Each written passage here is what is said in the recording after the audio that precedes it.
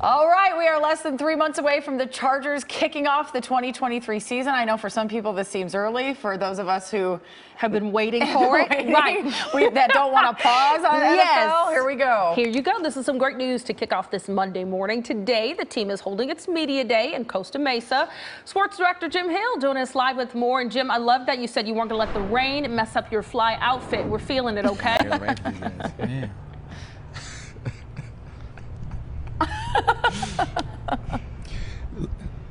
Yeah, ladies, thank you very much. With me now, Jahleel Addae and Austin Ekeler, and gentlemen, and, you know, there's this liquid sunshine that's coming down on us right now, right? Yes, it is. Yes, it is. Beautiful day in LA, man.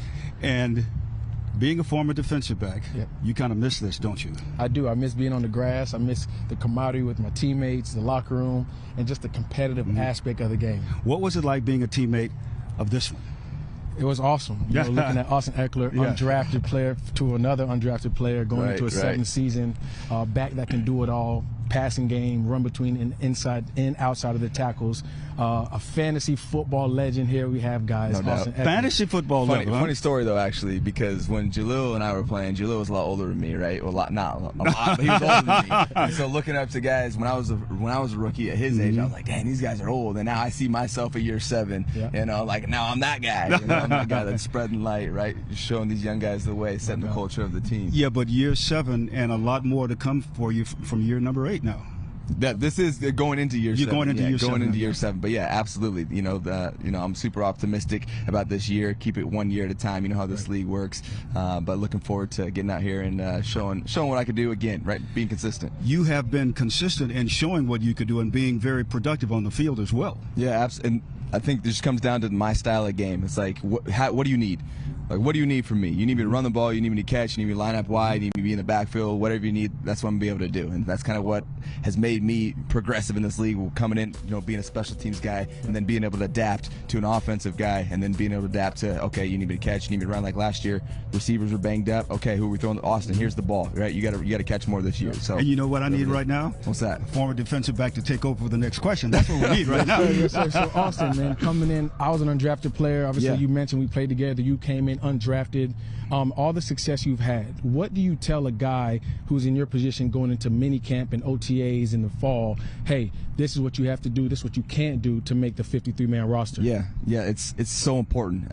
You know, and as a rookie, it comes down to do you know what it's going to take for you to make the team. Right. And if you don't, you better be talking to your coaches, you better be talking to your special teams coach, you better be talking to all these guys, and you better know what it's going to take for you to make the team so that you can work towards that. Don't just show up and just try to check the boxes, work towards nothing, right? You got to make sure you commit to this, make sure you know what's expected from you, from the coaches, because if you do that, you're going to give yourself a chance, right? And so going back to my rookie year, that's what it was. I was talking to Coach Lynn, I was talking to Coach Stu, Coach, what I got to do to make this team, right? Like, give me some landmark where this is where I got to push towards, right? If you don't have that, you're just kind of here, it's not looking good for you, right? You got to give yourself a landmark, something to push towards, something that you can buy into and commit to, that you know is going to push you towards making this team. Is there a lot of pressure on this team this year? There's pressure on every single player on this team, you know, the organization, all of us, right? And that's a good thing. It's a good thing because it means people have expectations for you. You know, when people have expectations for you, there's pressure. You got to perform to those, and if you don't, you know, you were a bust that year. And so yeah, I think it's a good thing that we have some pressure. And then there's another thing about pressure, and that is pressures for tires. Or pressure bust pipes, man. Well, I don't know about you don't know about that statement, but you know how to handle this situation, and you also know how important you are to this team. Yeah, absolutely. You know, all of us are really, right? This is a team, right? That's why it's called a team, because it takes all of us to go out there and win games. You know, offense, defense, special teams, coaches, organization, fans, everyone's bought into this community to push this organization forward. So I'm looking forward to being a piece. How was it as a D-back? Jahleel was great. I loved Jahleel because he was out there. He was talking. He was vocal, right? He's talking a lot of trash. Yeah, just talking, right? Just creating that culture out there, you know. And I love guys like that because it makes it feel fun out there. It makes it feel like it's alive. It's not dead, right? There's energy out there in the field, and so we need more guys like Jahleel. This is a team that can really go places this year, talking about you and your Charger teammates. Yeah, absolutely. We have the potential, but that's what it is until you actually go out there and put it on the field, right? It's just potential. And until we, come together and actually putting some consistent football together, right, we're going to be a team that has to prove that we can do it, because we've had potential in the past, and guess what? We've fallen short. So now it's another opportunity to go prove that we can make it all the way. I give the last question to Jahleel Addae.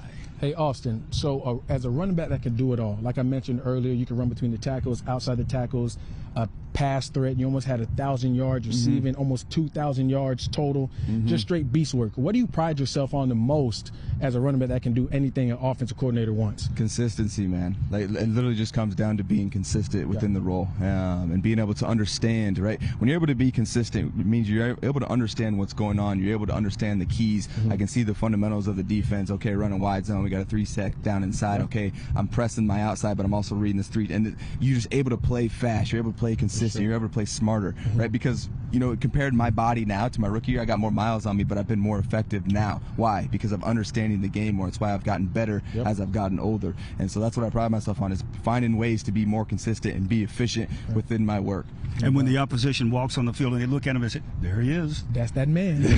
And then when he scores a touchdown, they say, there goes that man again. Mama, there goes that man. There he goes again. Okay, back to you in the studio now. Jim, I had the opportunity to interview Austin Ekeler for Java with Jamie. He is so delightful. Tell him thank you for doing that with me, and good luck this season. And I'm wondering if he drinks coffee yet.